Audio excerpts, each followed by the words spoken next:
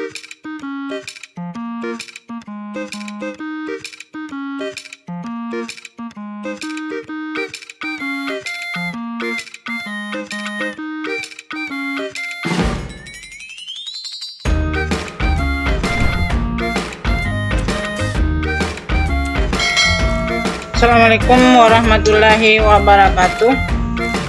Saya ucapkan selamat pagi, selamat siang, selamat malam pada saat Anda menonton video ini. Video yang akan membahas tentang penyusunan laporan keuangan pada perusahaan jasa, khususnya untuk laporan perubahan modal. Pada video kali ini saya akan menjelaskan cara penyusunan laporan perubahan modal, di mana di sini saya jelaskan bahwa untuk menyusun laporan perubahan modal, akun yang terdapat di situ ada modal awal, kemudian ada laba atau rugi perusahaan. Jika di laporan rugi laba dia dapat rugi, berarti yang dimasukkan di laporan perubahan dia rugi. Kalau di laporan rugi laba dia perusahaan mendapat laba, berarti yang dimasukkan adalah laba. Kemudian yang ketiga itu price. Kalau ada price-nya, kalau tidak ada masalah, tak usah. Kemudian yang dicari itu adalah modal akhir perusahaan. Hanya ini yang terdapat di laporan perubahan modal. Akun yang terdapat di laporan perubahan modal. Oke, kita mulai saja menyusun laporan perubahan modal. Di sini laporan perubahan modal, untuk menyusun itu sumber datanya tetap dari kertas kerja. Jadi kalau kita menyusun laporan keuangan pada perusahaan jasa itu sumber datanya itu diambil dari kertas kerja. Pada video sebelumnya masih sama, kita ambil kertas kerja untuk kantor akuntan Dotrandes Hendro dan rekan. Jadi ini yang akan kita buatkan laporan perubahan modal. Pada video sebelumnya kita sudah menyusun laporan laba rugi, di mana labanya yang kita dapat itu sebesar 4.960.000.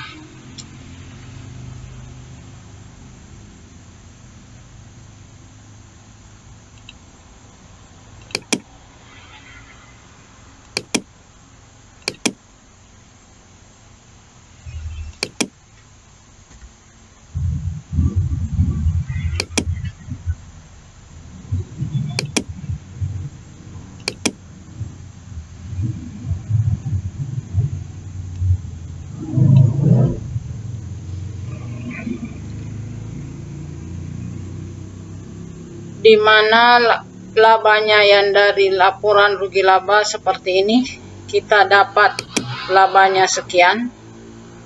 Ini nanti laba bersih yang kita dapat di laporan rugi laba akan kita masukkan ke dalam laporan perubahan modal. Jadi ini. Oke, kita mulai saja. Kita perlihatkan format laporan perubahan modalnya ini.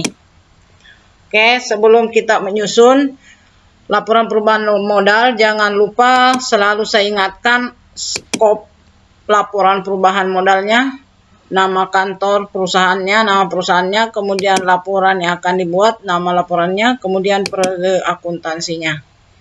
Oke, yang pertama itu karena di sini akun yang terdapat di laporan perubahan modal itu adalah modal awal, jadi kita tulis di sini modal. Kita lihat modal awal berarti modal dari sini.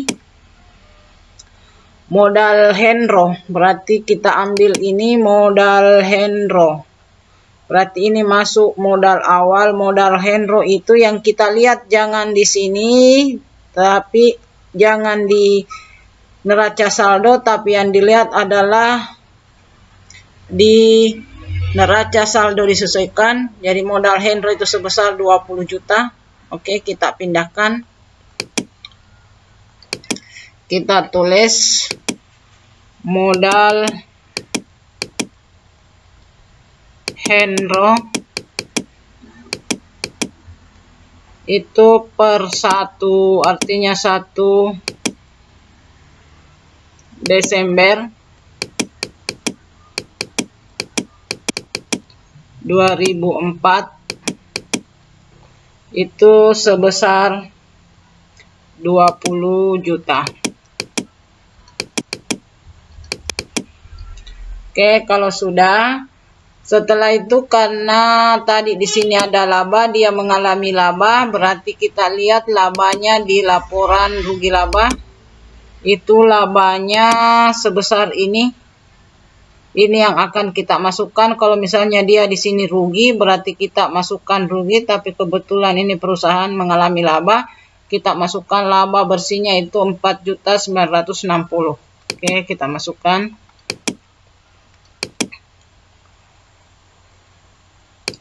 Laba bersih itu sebesar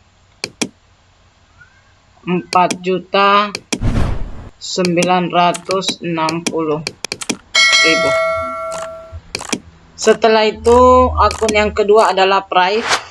Kita tulis Prive Hendro. Prive Hendro. Kita lihat di kertas kerja apakah ada Prive Hendro nilainya. Kalau tidak ada, kita kosongkan saja. Kita lihat Prive Hendro, ternyata ada ini. Ada Prive Hendro itu nilainya sebesar 200.000. Ini 200.000. Oke, kita tulis Prive Hendro sebesar 200.000. Laba yang kita dapat dengan pengambilan berarti mengurangi laba, berarti kita kasih dalam kurung di sini. Kita kasih dalam kurung karena mengurangi. Kemudian kita jumlahkan karena modalnya 20 juta, dapat dia laba, kemudian diambil lagi oleh Hendro, berarti di sini penambahan modalnya. Penambahan modal sebesar ini kita kurangkan dengan 200.000. Jadi 4.760.000. Kemudian setelah kita dapat penambahan modalnya, berarti kita cari lagi modal akhirnya ini. Kita cari modal Hendro. Modal Hendro per 31 Desember. Artinya modal akhirnya tahun 2004 itu sebesar, kita cari, karena ini penambahan berarti ini ditambahkan dengan ini, itu hasilnya 24.760.000. Inilah modal akhirnya. Oke, sampai di sini pembahasan. Tapi sebelum saya tutup pembahasan tentang penyusunan laporan perubahan modal, saya akan tampilkan secara mendetail susunan laporan perubahan modal.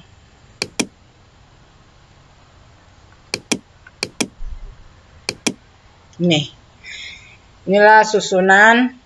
Hanya di sini saya lupa kasih dalam kurung. Seharusnya ada dalam kurung sini. Artinya mengurangi, mau laba mengurangi daripada Prive.